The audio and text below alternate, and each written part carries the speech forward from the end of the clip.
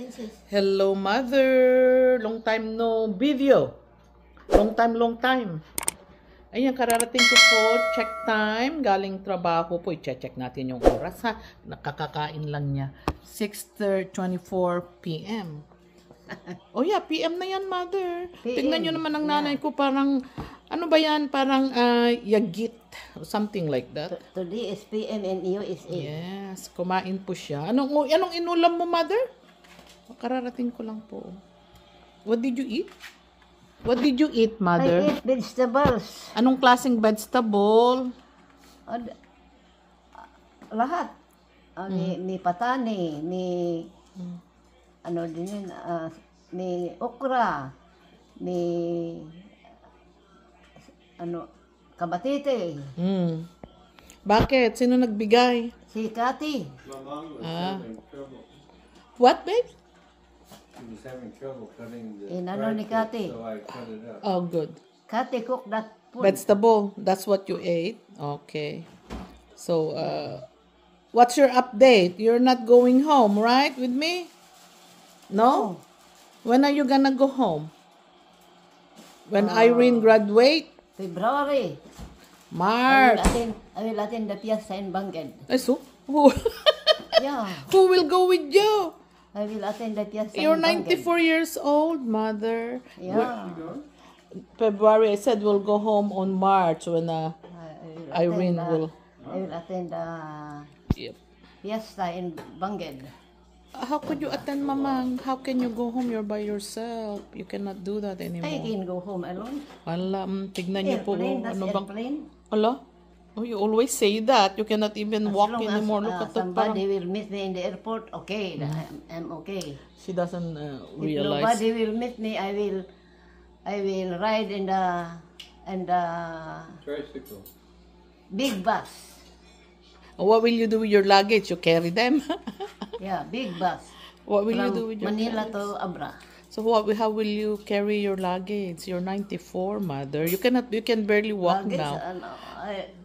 I will pay somebody to see my luggage in the conveyor. You cannot do that anymore. Bawal. No more. We keep telling you that. Anyway, this is mother update. I can still go to the conveyor. Oh, okay. Yeah. Wow. My husband said wow. But anyway, I just got home. Kawawa I naman siya. can get my luggage in the conveyor.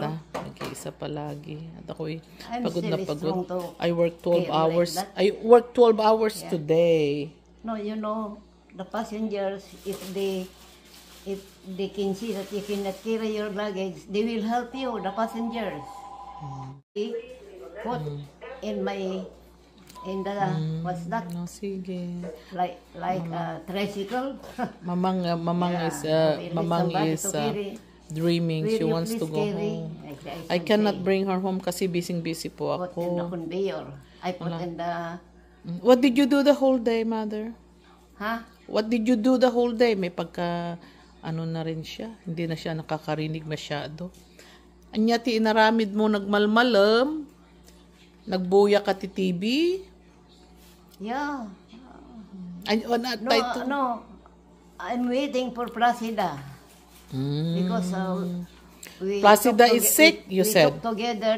Okay, update lang kay Mamang. Ayan po si Mamang, matanda na, 94 years old. Masyado na hindi na siya nakakarinig kung minsan. Akala niya is still young, but that's how she is. O yan, parang yagit. Ano ba yan? Ang lamig-lamig na, Mamang. Umulan pa ngayon. Masyadong ulan. Umulan kanina. Anyway, nag-iisa palagi. And Kaya then the ako morning ay... the rain is strong here. Yeah. A lot of water at the backyard. Then, Ayan po lahat ng mga gustong makita si Mamang. May update lang tayo ng konti. Kasi si Mamang po is getting weaker. 94 years old. Nakita nyo naman. Okay lang siya. Overall, she can still walk. Go upstairs kasi ayaw niyang matulog dito sa baba ng bahay. Ayan po yung computer. Ang asawa ko dyan. Yan po ang buhay namin. Hindi po kami we work as hard as we can. Para ang dami kasing sinusuportahan. You know, hindi naman po kami pwede maupo. Ang dami po namin sinusuportahan, mga tinutulungan. Anyway, ayan ang ating but yung aso ko this is our coffee bar here. Yan yung kape. Anyway. Okay, update po kay Irene. Meron po akong kausap na siyang tutulong sa kanya. At at babayaran ko lahat ng gastos or something like that, but sa amin kaya lang ang problema kasi ang sunod-sunod ang bagyo sa Abra, kaya nag-close ang mga opisina. Ito naman si Irene po, sinasabihan ko na mag-absent one day, kahit kalahati ng araw, para sa ganun i-apply namin, kasi kung bumagsak, kasi matagal kumuha ng appointment, kung bumagsak pwede pa, may chance pa kaming i-reapply uli.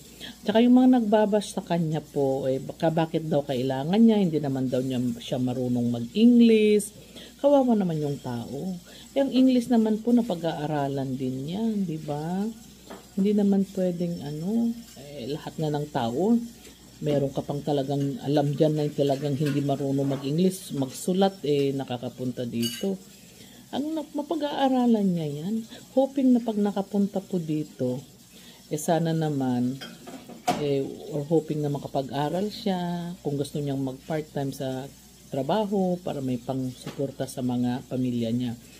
Diba may kasabihan po sa atin, kung hindi natin mabago ang mundo, dapat kahit isang tao ang mabago natin ang buhay. Alam ko marami na tayong natutulungan, kaya lang some of them are not permanent. At sana naman ito ang naunahan project namin ng asawa ko na matulungan namin papunta dito. Okay? May registry po kami noon. Nagdadala pa kami ng mga nurses dito. Kaya lang hininto ko na nung kay ko ay nag-busy-busy. Okay? Anyway, yan po ang update sa kanya. Alam ko na kailangan niyang companion. Kaya sabi ko sa kanya, pag hindi, kasi si Tutoy po busy. Alam niyo naman si Tutoy po siyang taga bukas sa call center namin. Tapos siya rin ang taga close sa call center. Sila ni Terzo. Sila ng schedule. Kasi sila nung napagkatiwalaan. Yan po ang update kay Irene. Sana po, pag-pray na lang natin na sana makaalis at makapunta naman dito. Kung balang araw at maganda ng buhay niya, at least makatulong din sa mga pamilya niya. Mapag-aral niya yung mga anak niya.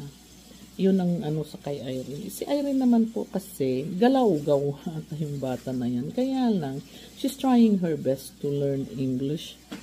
Okay? Lahat po nagbabas sa kanya, kawawa naman yung bata. Okay?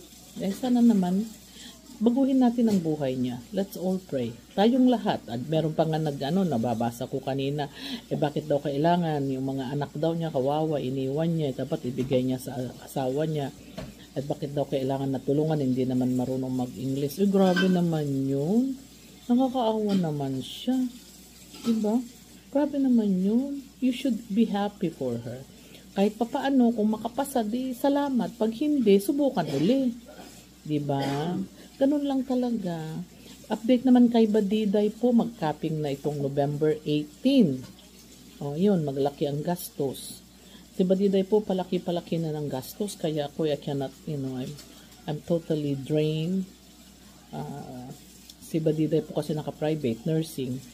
Ang tuition fee niya, isang taon, almost 100,000. Imagine that. Kaya kung minsan mainit ang ulo ko, matigas ang ulo niya maulo nila.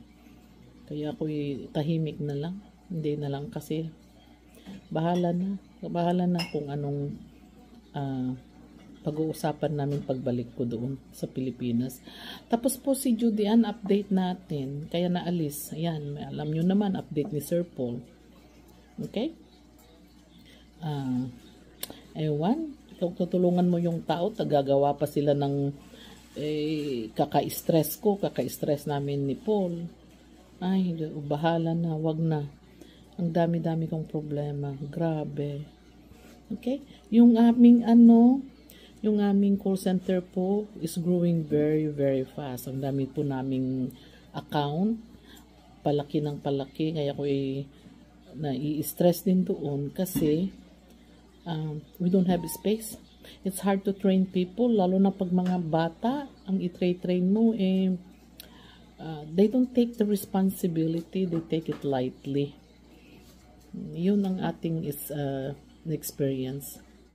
Alam ko, sabi ko hindi ako mag-vlog, kaya lang sabi ko kay Tutoy, tulungan kita, kasi ang liit-liit ng kita nila. Tumulong na lang muna ako, tutulungan natin sila ha, yung mga views, kakaawa naman yung si Tutoy. Matyaga rin sa mga apat na nasa bahay. Anyway, magkita-kita ulit po kami ni na Sir Paul. Balak po namin pumunta sa Vietnam. Tignan natin.